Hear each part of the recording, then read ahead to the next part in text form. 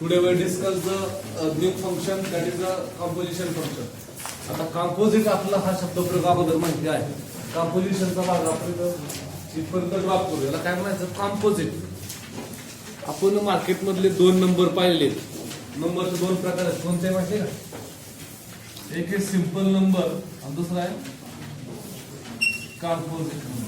कळते का? दोन प्रकार आहेत. सिंपल नंबर मध्ये आपण काय करतो?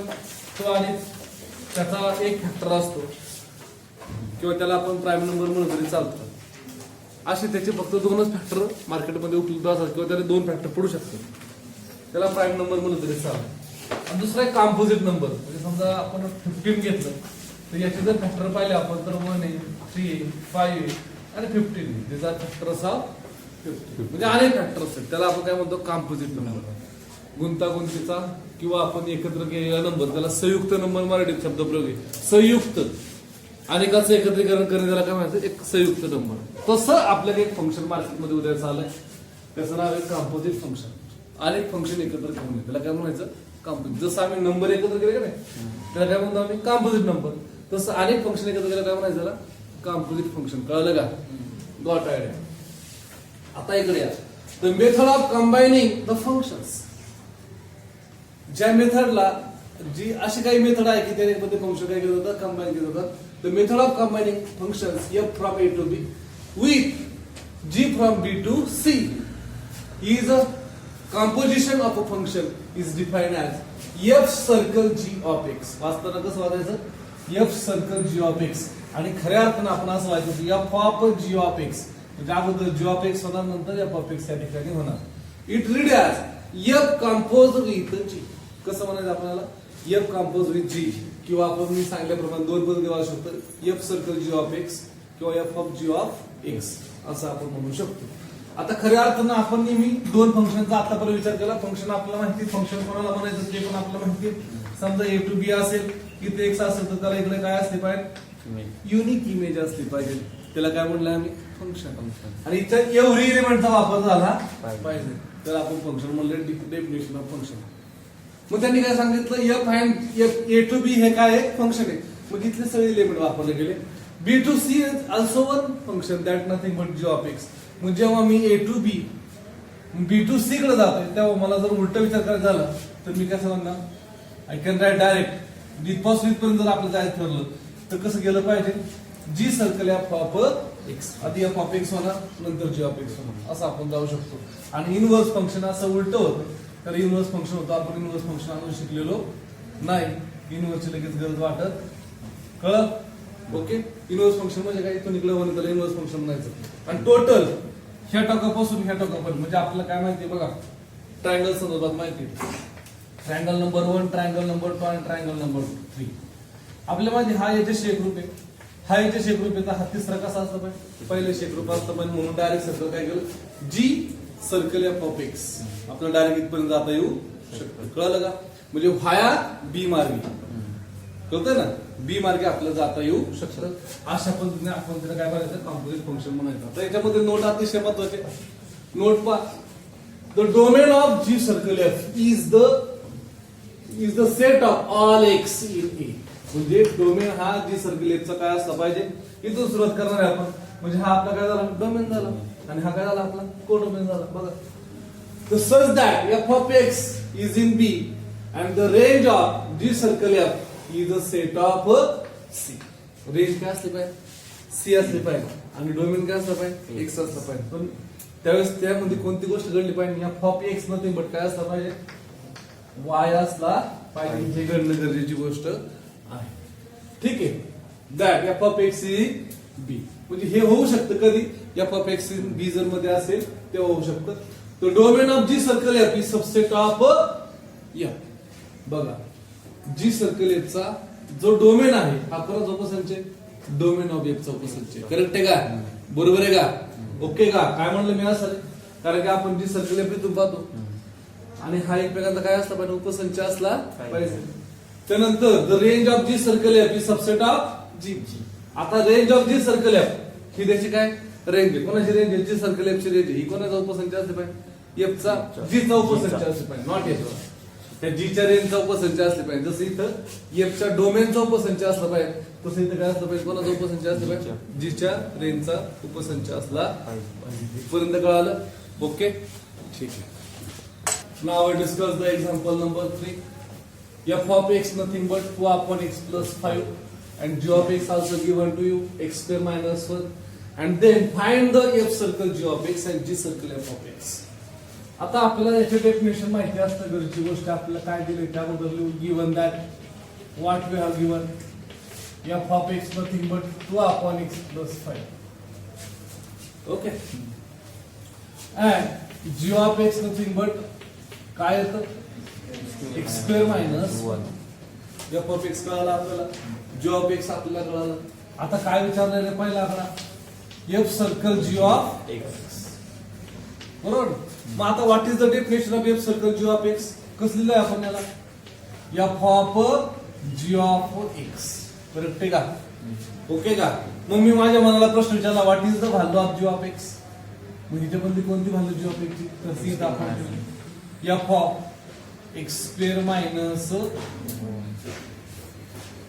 बरोबर नाही, काय ठेवलं मी, f of x square minus 1. कोणाची व्हॅल्यू ठेवली, जी ऑफ एक्स ची व्हॅल्यू. आता ही कुठं ठेवायची, याच्या फंक्शन मध्ये ठेवायची. याचं फंक्शन कोणतं आहे, 2 अपॉन एक्स प्लस 5. ज्या ठिकाणी एक्स आहे तिथं ती व्हॅल्यू आपल्याला ठेवावं लागेल. मग कुठं ठेवता येते बघा, मग तिथे लिहायचं 2 अपॉन एक्स ची व्हॅल्यू किती आली, एक्स स्क्वेअर. इथे एक्स नसून किती येते, एक्स स्क्वेअर मायनस होते, ती एक च्या ऐवजी ठेवायची आणि प्लस किती आलं 5. आता हे व्यवस्थित सोडा म्हणजे आपण उत्तर झालं. एक्स सॉरी 2 स्क्वेअर 2, इथे एक्स स्क्वेअर मायनस किती प्लस 4 येईल, मायनस 1 आणि प्लस म्हणजे प्लस 4 येईल. करेक्ट आहे ना? म्हणजे दिस इज व्हॅल्यू ऑफ काय आलं, f circle g of x किंवा f of g of x. मग याच्यामध्ये अगोदर कोण घडले, जी वाला फंक्शन घडलं, नंतर कोण घडले, एफ वाला. काही नाही करायचं, जी ची किंमत इथे घ्यायची ती या फंक्शनच्या at the place of x मध्ये नेऊन ठेवायची. आता उलट विचारलंय आपल्याला, जी सर्कल एफ ऑफ एक्स म्हणजे काय लिहिलं मला, जी ऑफ ब्रॅकेटच्या आतमध्ये आतलं फंक्शन.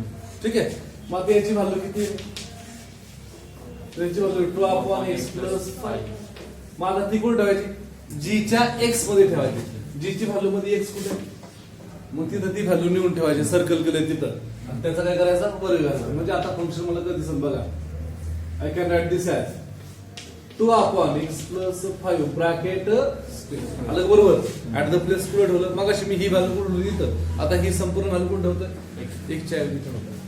आणि पुढे किती आहे, मायनस 1. मग आता याचा विस्तार करा, इथं आलं 4, इथं आलं x plus 5 bracket square minus 1. मग सिम्प्लिफाय केलं तरी चालेल. 4 upon x square plus 10x plus 25 minus 1 विकल्प गुणाकार minus x square minus 10x minus 25 divide by x square plus 10x plus 25. आणि मग उत्तर काय म्हणून आपल्याला, तर बघा इथं आता हे मायनस 4 एवढंच फक्त बदल होईल, minus x square minus 10x minus 21 divide by x square plus 10x plus 25. आपण याच्यात मायनस चिन्ह बाहेर काढू, x square plus 10x plus 21 divide by x square plus 10x plus 25. एखादं म्हणेल sir it is very simple, x square cancel करा, 10x ला 10x cancel करा, आणि मग आपलं उत्तर फक्त 21 आणि 25 जाईल. चाललं करतच का नाही, कॅन्सल करताय सेम ते दिसत नाही का, नाही कॅन्सल करतायत ते सांगतो तुम्हाला मी. ही किती पदी माहिती का, 3 पदी. 3 पद बघा, वर्ग समीकरण, लिनियर समीकरण म्हणजे फंक्शन, आपण याला फंक्शन नाव देऊ. आता हे 3 फंक्शन एकत्रीकरण म्हणून कॅन्सल होत नाही. आता हे जर असं असतं, गुणाकारात अनेक पद जरी असेल, त्यांचा सगळ्यांचा गुणाकार असेल तर त्याला एक पदी म्हणतात, आणि एक पदी आपल्याला कॅन्सल करता येऊ शकते. मग खाली पण तुम्हाला एक पदीच पाहिजे, तेव्हा ते कॅन्सल करता. आता कॅन्सल करता आलं असतं तुमचं आता उत्तर येऊ शकतं. कळलं का? मग एक पदी आणि अनेक पदी मध्ये रूपांतर होण्यासाठी कशाची गरज पडते, प्लस मायनस चिन्हांची. आणि ज्यावेळेस प्लस मायनस चिन्ह असतात त्यावेळेस त्याचं रूपांतर कशात होतं, अनेक पदी मध्ये होतं. म्हणून आपल्याला काय करता, त्यांना कॅन्सल करता येत नाही, सेम टू सेम असल्याशिवाय कॅन्सल करता येत लक्षात राहील सगळ्यांच्या? ओके का? ठीक आहे. जर आपल्याला आणखी तिसरा प्रश्न याच्यातला आपण हाच विचारला होता खरं तर, मी आता एक प्रश्न याच्यामध्ये वाढवला, मग एक सर्कल. मग आता काय उत्तर आलं आपलं तिसऱ्या आकड्यामध्ये? जी सर्कल या ऑफ एक्सचं उत्तर काय आलं? तर ते उत्तर आलंय minus outside x square plus 10x plus 10x plus 21 upon x square plus 10x plus किती 25. आता याच्यामध्ये काय करायचं आपल्याला? जी सर्कल एफ ऑफ एक्स मध्ये फक्त 3 ठेवायचं. आता मला सांगा हे कसं पाहतोय आपण, कुठं पाहतोय ते मला सांगायचं. येणारं उत्तर आपलं कोणत्या ह्या कंसामध्ये असेल, पहिल्या, दुसऱ्या का तिसऱ्या, आणि हा 3 कुठं असेल ते मला सांगायचं.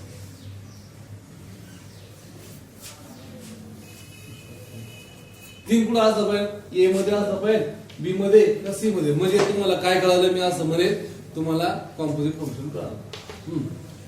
-3 बघा, 3 चा स्टेप 10 into 3 सगळं येईन आम्हाला काढता, पण आम्ही पुढे हेच कळलं पाहिजे मेन.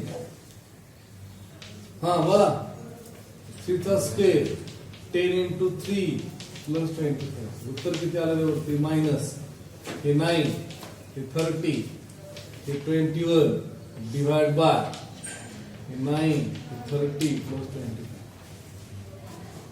उत्तर किती आलं बघा. उत्तर सांगताना आपण काय उत्तर? -50 50 नाही 60 आहे. 60 अपॉन किती झालं रे?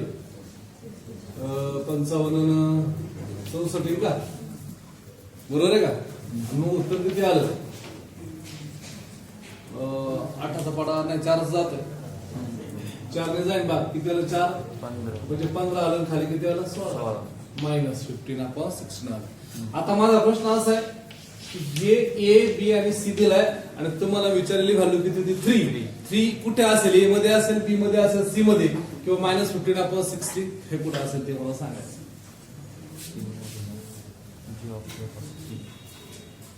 चला पटकन सांगायचं, जास्त वेळ नाही. तर हा मी 3 कुठून घ्यायला सांगितलंय तुम्हाला. मग शिकवले जी सर्कल एफचा डोमेन हा कोणाचा डोमेन सारखा असतो? एफच्या डोमेन सारखा असतो. म्हणजे 100% तो कुठे असला पाहिजे? ए मध्ये. आणि आम्ही जे उत्तर काढलं ते कुठे येतंय? सी मध्ये. कळलं ना? जी सर्कल एफ ऑफ एक्स काढतोय, आधी एफ फंक्शन कोण होणार, नंतर कोण होणार? जी. म्हणून जी सर्कल एफ ऑफ एक्स. किती उत्तर कुठे काढलं? कोणत्या याच्यात आलं? सी मध्ये आलं. लक्षात राहायचं सगळ्यांच्या? ओके, ठीक आहे. ओके, आता 34 एक्झाम्पल पहा. If f of x equal to x square, g of x equal to x plus 5, h of x equal to 1 upon x, and we have to interest to find the value of g circle f of circle h of x find out करायचं. आता बघा given काय केलं? Given that f of x equal to काय आलं? x square. ठीक आहे. g of x equal to काय आलं? x प्लस 5 आलं. आणि h of x equal to काय दिलंय मला? 3 फंक्शन दिले. आता विचारलंय काय आपल्याला? जी सर्कल f ऑफ, म्हणजे आता ऑफ एक्स म्हणजे दिलंय काय बघा? G of f of open interval h of x. सगळ्यात आतलं फंक्शन म्हणतं एच ऑफ एक्स, नंतर एफ ऑफ, नंतर जी ऑफ एक्स. चालू काय होईल? सगळ्यात सुरुवातीची व्हॅल्यू कोणाची टाकावं लागेल तुम्हाला? H of x. ती तुम्हाला दिली किती येते? करेक्ट का? आता ही 1 ऑफ एक्स कोणत्या फंक्शन मध्ये ठेवावं लागेल? एफच्या फंक्शन मध्ये. एफच्या फंक्शन मध्ये इथं दिसतंय तुम्हाला. At the place of x we put 1 upon x. म्हणजे उत्तर आता काय म्हणते? जी ऑफ बघा 1 अपॉन एक्स ब्रॅकेट स्क्वेअर. आता ही जी व्हॅल्यू आहे याला आपण सोडून घेऊ. फक्त g of 1 upon x square ही व्हॅल्यू कुठे ठेवायचं आपल्याला? जी च्या फंक्शन मध्ये at the place of x.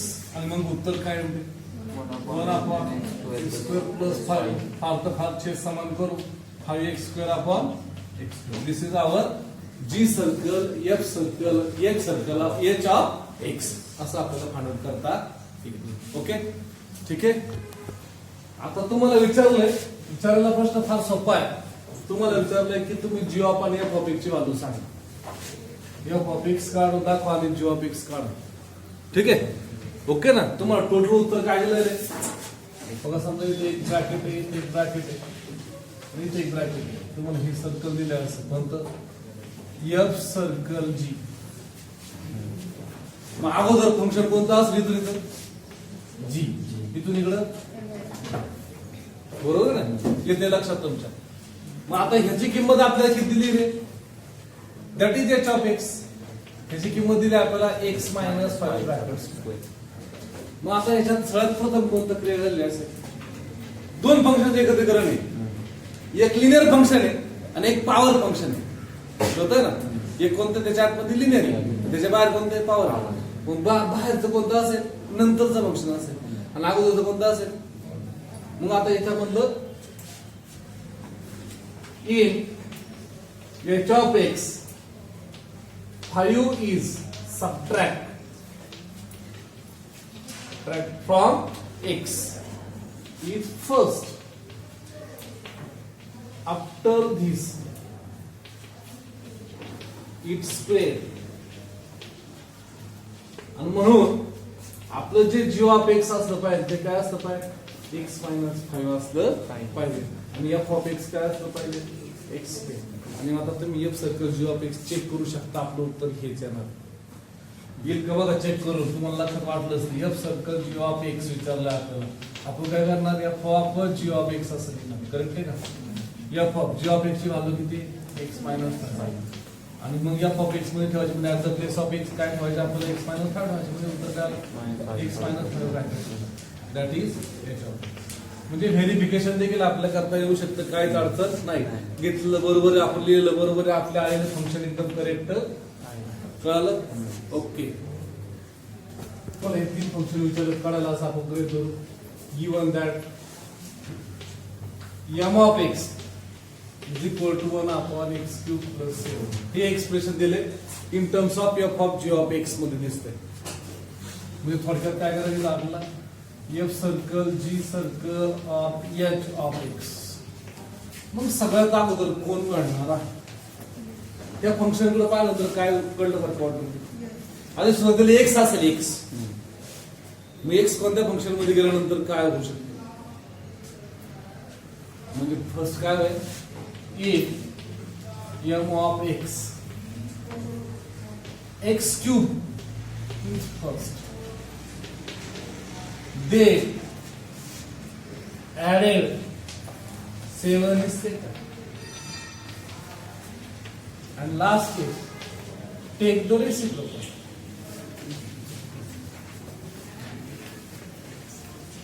आता याच्यावरून आपल्याला शोध लावायचा की सगळ्यात पहिले कोणता असेल? सगळ्यात अगोदर जो तुम्ही क्रमाने गेला तर कोणतं वेळ सगळ्यात अगोदर? नंतर जी, नंतर कळते का?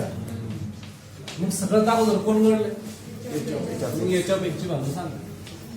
दिस implies that h of x is nothing but x cube. नंतर g of x काय असेल? x cube प्लस किती? 7. नाही, x cube नाही, x plus 7. x cube नाही ना, हा याच्यात टाकल्यानंतर x cube plus 7 होतं. आलं लक्षात? त्याच्यानंतर f of x काय बघा, फक्त 1 अपॉन x. आलं का बरोबर? एखाद्याला नाही कळलं तर त्यांनी आपलं पडताळणी घेऊन पाहू शकतो. कसं सांगितलं आपण फंक्शन? m of x कसं आहे बघा, f of g of h of x. Okay, मग f of g of h of x म्हणजे कोणी? x cube.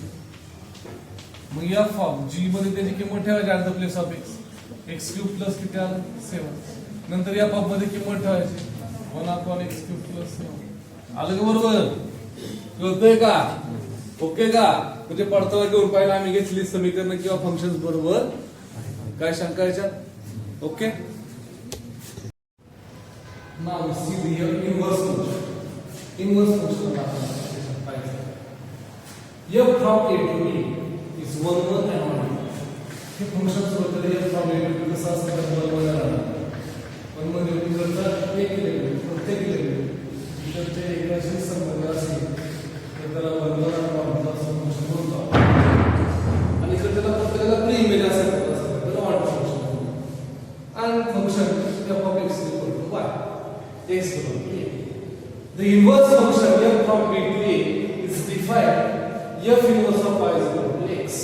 पण कधी f of x is equal to y असेल तर इकडे y त्याला आपण f of x म्हणू शकतो आणि इकडे जर आला तर f inverse of त्याला काय म्हणतात y म्हणतात अशी याची पद्धत आहे. हा डोमेन कोणता f चा डोमेन तर f ची रेंज इनवर्स फंक्शन साठी जर पाहिलं तर हा एक इनवर्स फंक्शन चा f इनवर्स चा डोमेन f इनवर्स काय रेंज आहे उलट आहे. पण हे कसं असलं पाहिजे 1 1 and on 2 असेल तरच इनवर्स फंक्शन एक्झिस्ट होतं आणि आता होणार. आता काय इम्पॉर्टंट नोट्स आहेत बघा. f is 1 1 and 1 2. Every element of y has a unique element in x such that f of x is equal to y is equal to f of x. प्रत्येक y has unique element in म्हणजे काय म्हणतात ना every element in y has unique element x belong to x such that y is equal to f of x. प्रत्येक y चा x हा कुठला असला पाहिजे डोमेन म्हणजे फ्री इमेज कुठला असला पाहिजे इमेज असली पाहिजे म्हणजे y हा जी इमेज असली पाहिजे.